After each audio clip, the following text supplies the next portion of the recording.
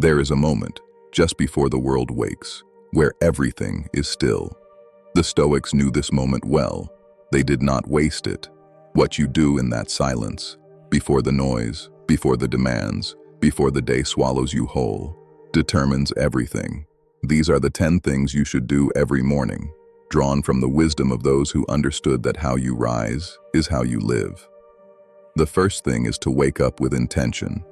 Marcus Aurelius, emperor of Rome and one of history's greatest minds, wrestled with this every morning.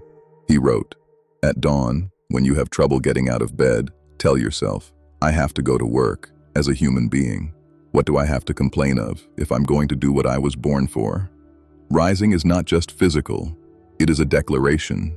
Every morning you choose to get up when you said you would, you are telling yourself that your word means something. That discipline begins not at the gym, not at the desk, but at the edge of your bed. The second thing is to protect your mind before the world reaches it. Epictetus taught, "Men are disturbed not by the things which happen, but by the opinions about the things."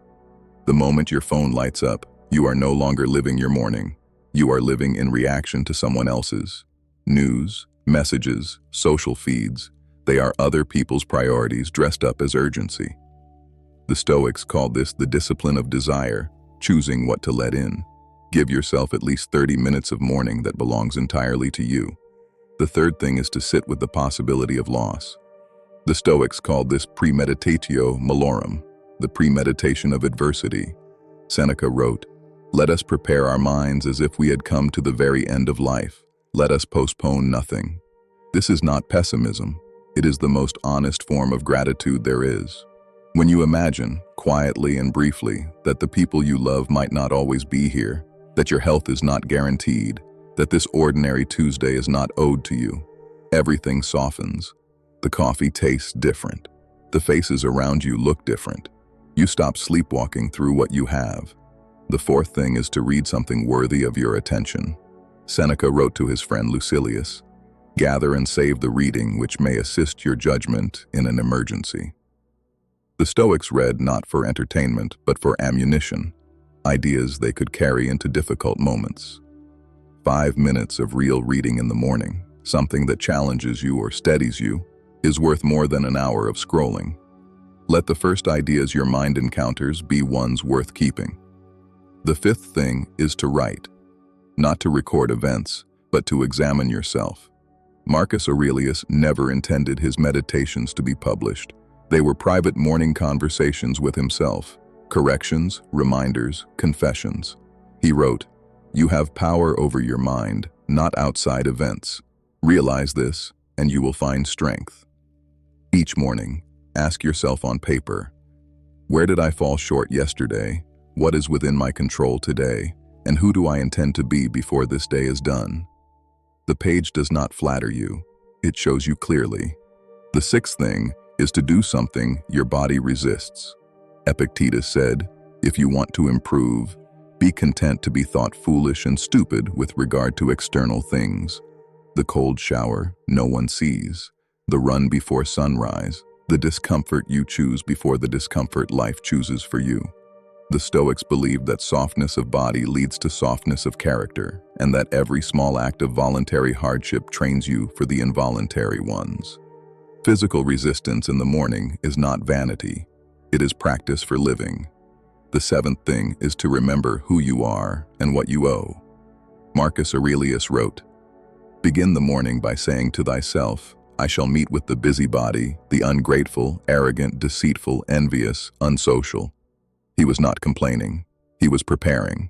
He reminded himself each morning of his roles, ruler, father, philosopher, human being, and asked what each one demanded of him. When you know your roles and your values before the day begins, you are not surprised by its difficulty. You have already decided who will show up to meet it. The eighth thing is to choose one thing that matters. Seneca wrote, "It is not that I'm brave, it is that I know what is important." The Stoics had no patience for busyness without direction. Each morning, before the day fragments into 100 small demands, identify the one thing, not 5, not 3, 1, that would make the day worth having lived. Protect time for it as though your integrity depends on it. Because in a small way, it does. The ninth thing is to make peace with what is coming. The Stoics called it amor fati, love of fate. Marcus Aurelius wrote, "Accept the things to which fate binds you, and love the people with whom fate brings you together, and do so wholeheartedly." Each morning carries uncertainty. Plans will break. People will disappoint. Things will not go as you imagined. The Stoic does not meet this with resignation. They meet it with readiness. Not passive acceptance, but an active embrace of reality as the only ground worth standing on. The 10th thing is to give thanks, specifically and sincerely. Marcus Aurelius opened his meditations not with grand philosophy, but with a list of people. His grandfather, who taught him grace. His father, who taught him humility. His mother, who taught him simplicity and generosity. He named them. He was specific. Vague gratitude fades before breakfast. Specific gratitude, this person, this gift, this lesson, stays with you. Each morning, name one person and what they gave you.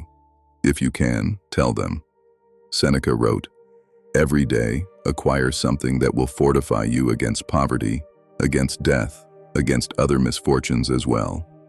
This is what the Stoic morning is, not a performance of wellness, not a rigid ritual, but a daily return to intention, to reason, to the kind of person you have decided to become. You will not do this perfectly. Marcus Aurelius did not do it perfectly, but he returned to it every morning, and so can you. Rise. Protect your mind. Face what is hard. Know what matters. Love what is. That is enough. That has always been enough.